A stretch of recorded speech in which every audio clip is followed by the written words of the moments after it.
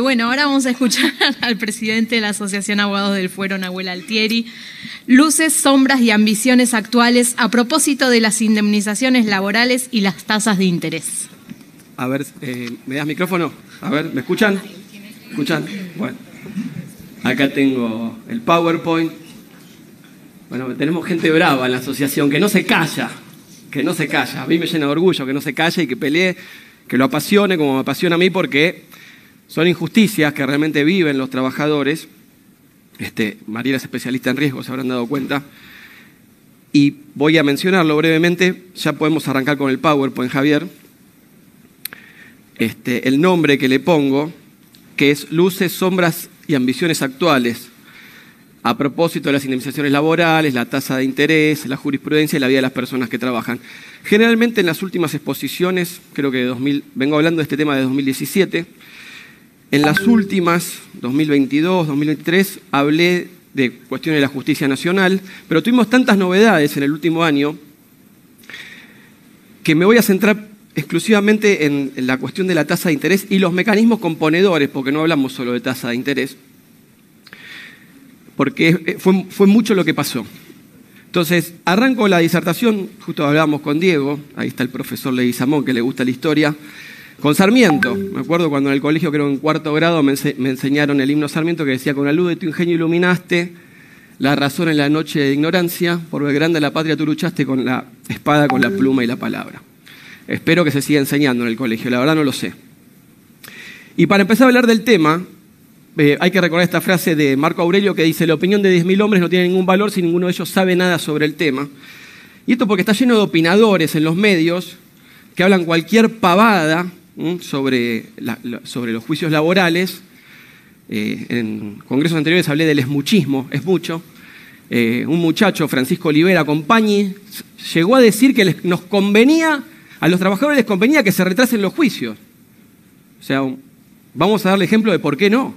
Ni a los trabajadores ni a los abogados, pues no tenemos plan de vida. Imagínense una persona que está esperando 7 años para cobrar un despido. ¿Qué le va a convenir si no tiene para pagar el alquiler? Pero bueno, vaya uno a saber de qué lugar escribe o piensa esas ideas tan idiotas, ¿no? Entonces, la razón en la noche es ignorancia. Sabemos que la noche es oscuridad. La oscuridad es ausencia de luz, ausencia de claridad. Y bueno, vamos a intentar darle claridad a estos conceptos que se hablan tanto, pero con tan poca profundidad, ¿no? Simplemente para fijar ciertas posiciones. Y acá no queremos otra cosa que darle a cada uno lo suyo, ¿no? Esa justicia, ese ius que aprendimos en el derecho romano, dar a cada uno su ius. Ni de más ni de menos. Por eso sentamos acá a un representante de las patronales, aunque no le gusta que diga patronales. Y esta novela de la tasa de interés no arrancó con Oliva, como muchos por ahí piensan, arrancó con Bonet. En Mar del Plata, Julio, te vas a acordar, estábamos sentados en el panel con Miguel Pérez, Alejandro, Ricardo, Andrés Prieto, y hablamos del fallo de la persona trans y la segunda parte del fallo Bonet. Y ahí arrancaron con 2019, febrero. En febrero se ve que les agarra un ataque a la corte y sacan estos fallos. 2 términos: el resultado desproporcionado y la prescindencia de la realidad económica. Ya lo dijeron en Bonet. Ahí rescatamos la disidencia de Rosati, que dijo que el agravio no era tal, no llegaba a ser tal, no desnaturalizaba el crédito, la actualización.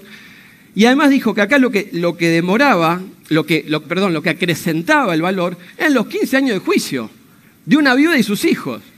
Entonces, al tarado que dice que le conviene que le retrasen los créditos, vamos a preguntarle a la viuda si le convenía que le retrasen 15 años el cobro del juicio a ella y a sus hijos, que se quedó sin el principal sostén de familia.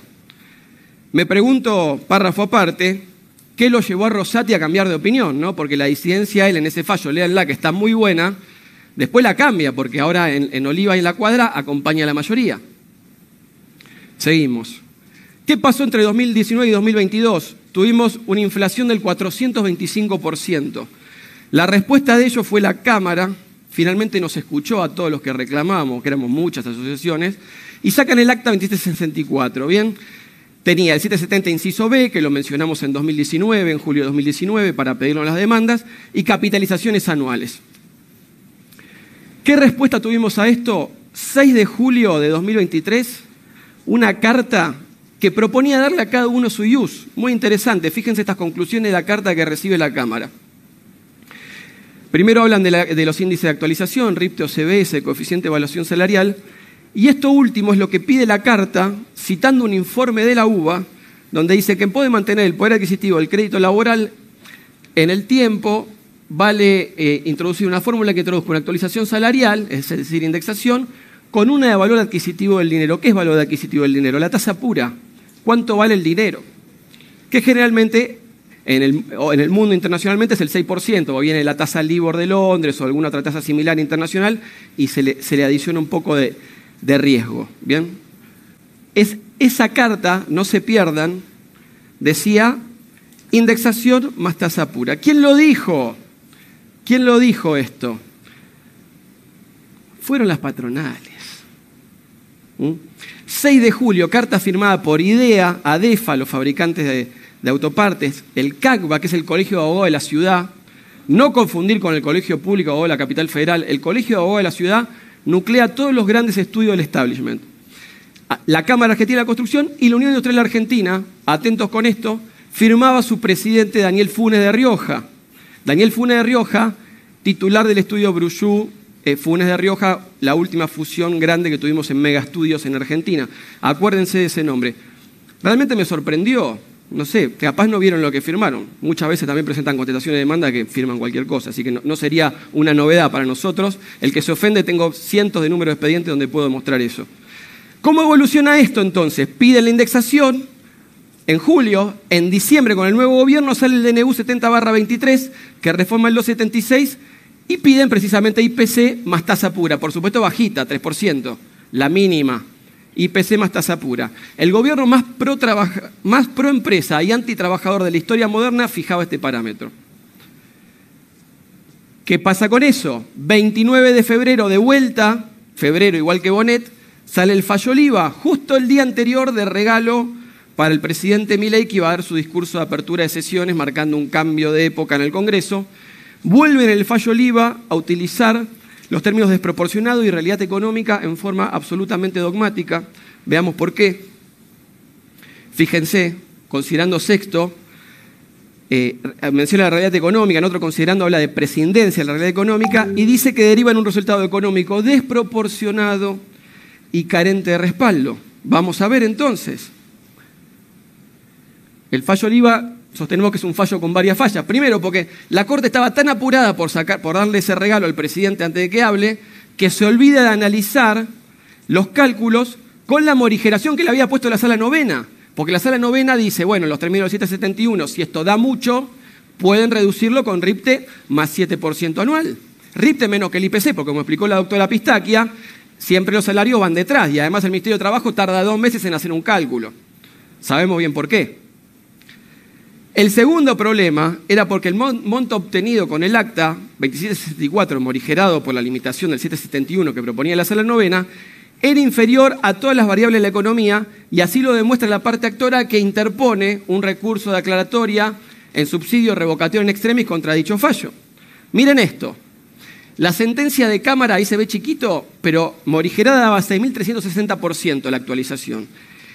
Con el error de la Corte, es decir, sin morigeración daba 7.845%. Ahora, con el DNU más 3, alarma acá, daba 8.950, es decir, la fórmula que proponía el gobierno en su primera proposición daba 8.950% de actualización. El salario de los cortesanos daba más que la fórmula morigerada. A los cortesanos se les había actualizado el 6.857% y la sentencia de la Cámara daba 6.360. Es decir, cuando hablan de presidencia en la realidad económica, de lo primero que prescindieron fue de compararlo con sus salarios. Contra el dólar oficial también perdía, porque el dólar oficial subió en el mismo periodo 9.519%, el dólar blue 9.263%, y lo más importante de todo, la canasta básica alimentaria, que es lo que en lo principal gasta un trabajador, que es para comer, porque los trabajadores viven al día, no ahorran, pagan alquiler, los gastos primarios, y se acabó. Por eso se habla de salario mínimo vital y móvil. Y la canasta básica alimentaria, contra la sentencia de la Cámara morigerada, había aumentado un 10.237%. Es decir, perdía contra la sentencia morigerada el trabajador un 4.000%. Un 4.000%. Entonces, ¿de qué prescindencia están hablando estos hombres? Y por último, también lo comparó, esto es una genialidad, contra alimentos, pan, harina, arroz, Contra todos queda bajo. Contra el café aumentó casi el doble. Bueno, los trabajadores no pueden tomar café, tienen que tomar mate. La respuesta de la Cámara al fallo Oliva, ahora sí, doctor de Ugarte, si podemos poner el video, veamos lo que decíamos el año pasado. En Corrientes son 19 segundos. Es muy importante para entender la proyección de todo esto. La forma de licuar lo que hay en el IX. Y si nos corrigen por hiperinflación, acuérdense lo que les digo, no va a quedar otro remedio que indexar todos los créditos judiciales, entre ellos los laborales. ¿Qué decía ahí el año pasado, los que se acuerdan? Que como como venía la mano, es probable que haya una hiperinflación. No tuvimos hiperinflación, pero tuvimos superinflación de septiembre acá a esta parte.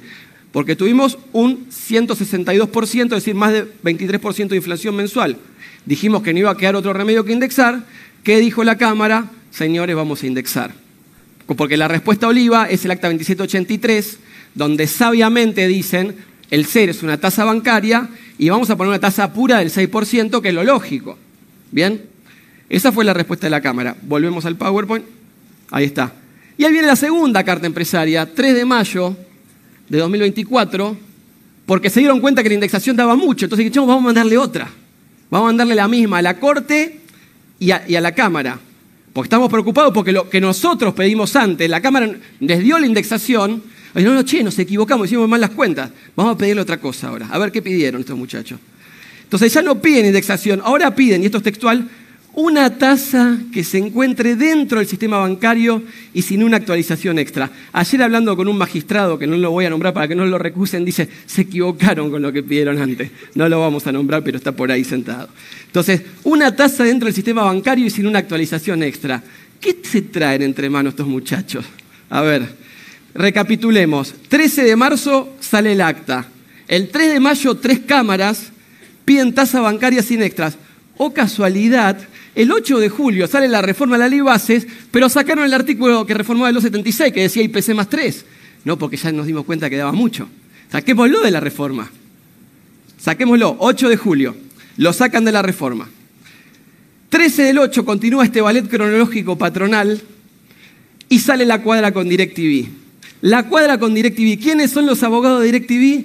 Brullú Funes de Rioja, el estudio jurídico favorito del gobierno, que además, no lo digo yo, lo dice el gobierno, porque el primer streaming que hace el Ministerio de Economía, sale un socio de tributario explicando los beneficios del RIGI, que no sería casualidad que lo haya redactado, ¿no? Con todos los conflictos de interés que eso tiene. Y lo digo porque es público, lo googlean y está, y les pongo el link de YouTube. La cuadra con DirecTV es el segundo fallo con fallas de la Corte. ¿Por qué? Porque dice que el CER no es una tasa bancaria y el doctor Pesino, bien sanguíneo pero técnico como es, a las 48 horas, al igual que en Oliva cuando le sacan a Silowski, ahora le saca a Villanueva y hace un análisis meduloso sobre por qué sí es una tasa bancaria. Toda la Cámara lo había dicho en el acta anterior. Es una tasa bancaria porque la regula el Banco Central, porque está publicada por el Banco Central y demás. Pesino para mí se queda corto porque aplica CER solo, sin capitalización y sin tasa pura. Pero la fundamentación de que es tasa bancaria es impecable. Sigo. Lo más importante, fíjense en el considerando sexto, ¿qué introduce ahora la Corte? ¿Qué introduce la Corte? Introduce el 768 del Código Civil, que dice que acá se ve mejor. Que las formas de determinar los intereses son lo que acuerdan las partes, las leyes especiales, y justo habían sacado de la reforma de la LST el 276, leyes especiales lo borran casualmente cuando lo mandan al Congreso, y por último aparece esta tasa fantasmagórica fijada según reglamentación del Banco Central. Bueno, 17 de septiembre, apareció el Banco Central. Apareció el Banco Central con una tasa, tal comunicado. ¿Y esta tasa qué replica? Plazo fijo y caja de ahorro, es decir, tasa pasiva. Fíjense cómo fueron orquestando todo, desde la cartita de las patronales el 3 de mayo, el fallo La Cuadra, sacar de la reforma laboral del 276 la tasa especial. En La Cuadra la Corte dice, bueno, una tasa bancaria, y ahí al mes de La Cuadra sale esto. Nada es casualidad. Entonces comparemos esta tasa que propone ahora la Corte, las patronales y el Banco Central contra el IPC más 3 que aplica la Cámara. Este es un caso reciente donde liquidado por IPC más 3 daba 69.600.000. Paso ahí, se ve chiquito, pero para mostrar que hicimos con la calculadora de interés del Banco Central con esa tasa, pasame a la siguiente, Javi, 20.600.000. Entonces, con esta nueva tasa le quitan al trabajador el 70% de su crédito. ¿Qué les parece? Es una herramienta imprescindible para todo magistrado que quiera masacrar trabajadores. Seguimos. Entonces, es la fórmula Hood-Robin, porque le quita a los pobres para dar a los ricos. El siguiente, por favor. Dato de color. 26 de agosto de 2024, la Corte emitió la resolución 2171 sobre el lenguaje claro, que facilita el entendimiento de las sentencias a la sociedad y a la comunidad académica. Ahora estamos esperando a los laboralistas la resolución sobre matemática clara para entender las sentencias que incluyan cálculos comparativos para evitar fallos injustos y dogmáticos sin justicia social. Siguiente. Ya dijimos en Mendoza 2022 y Corrientes 2023 que la Corte tiene decenas, yo diría cientos de casos de estudios sobre este tema. La Corte Provincial se sacó la venda con Barrios y ordenó la indexación de los créditos en un reclamo de daños y perjuicios que los jueces laborales, como también explicó la doctora Pistaquia, ya los están tomando como parámetro en provincia. Siguiente, por favor. Entonces, ¿qué hizo la Cámara? ¿Cuál fue la respuesta de la Cámara? No sacó una nueva acta que sugiere, porque sabemos que las actas no son obligatorias, sino que decretan la inconstitucionalidad de la prohibición de indexar y conceden los recursos inundándole a la Corte de causas. Entonces, ¿qué hará la Corte? En un contexto en que el gobierno, para bajar la inflación, desindexó paritarias, salarios, jubilaciones y pensiones y últimamente gasto universitario. Siguiente.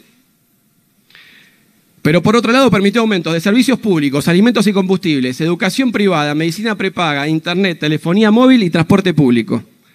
Si la Corte... Me pasé yo, para que ahí volvió el control. Si la Corte... Ahí está. Entonces, está claro que van por la desindexación de los reclamos laborales en un contexto de 53% de pobres. Ya lo lograron, como denunció Pistaquia, desindexando los reclamos de riesgos. Fíjense, acá les pongo un caso donde un trabajador con casi 36% de incapacidad, con el número de expediente y todo, la sentencia de primera instancia le dio $5.372, haciendo una regla de 3 simple, el valor vida para algunos juzgados de la capital federal vale $15.000. Me pregunto si como sociedad estamos dispuestos a convalidar esta clase de valores. Entonces, la Corte, si no declara la inconstitucionalidad de la prohibición de indexar, va a perder la poca credibilidad que le queda, se va a profundizar aún más la pobreza, la brecha entre ricos y pobres. Felizmente la Cámara no cedió ante las presiones que sabemos que las tienen, para que esta injusticia no se materialice. ¿Y hasta dónde quieren llegar con la ambición? Sabemos que sin indemnizaciones justas y actualizadas no hay justicia del trabajo, sin abogados laboralistas no hay justicia del trabajo. Esperamos con esta posición haber arrojado un poco de claridad a este debate, ¿no? ¿Se acuerdan de la noche de ignorancia al principio? Y, querido público, sigamos luchando por lo que queremos justo, por una sociedad más humana, sin excluidos, menos individualista, por un país mejor, sin callarnos nunca, como lo hizo Sarmiento, con la espada, con la pluma y la palabra. Muchas gracias a todos.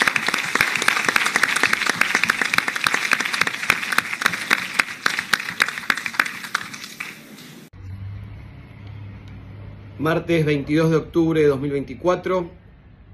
Han transcurrido ya unos días del cierre del 16º Congreso de la Sociedad Argentina de Derecho Laboral y este video es para agradecer al doctor Julio Grisolía, a la doctora María Elena López, presidenta de la Sociedad Argentina de Derecho Laboral, y al doctor Javier de Ugarte, como miembros de la organización, así como a todo el staff, a todo el equipo de la Sociedad Argentina de Derecho Laboral y al personal que en San Luis ayudó para que este congreso sea un éxito. Los abogados del fuero hemos estado presentes. Muchas gracias a las autoridades por permitirnos una vez más dejar nuestra voz, nuestros pareceres, nuestros sentires en el congreso más importante de derecho laboral del país. Asimismo, la delegación de abogados del fuero no solo participó del panel, sino que en muchos de los otros paneles también tuvimos representantes. Eso hace que cada año crezca más nuestra delegación dentro del Congreso de la Sociedad Argentina de Derecho Laboral, y esto es en consecuencia de que Abogado del Fuero y AFTE han sido sponsor por 6º año consecutivo de este evento. Así que no tenemos más que, en nombre de todo Abogado del Fuero, no tenemos más que palabras de agradecimiento con las personas mencionadas, especialmente con el doctor Julio Grisolía, la doctora María Elena López y el doctor Javier Dugarte. Muchas gracias y hasta el año que viene.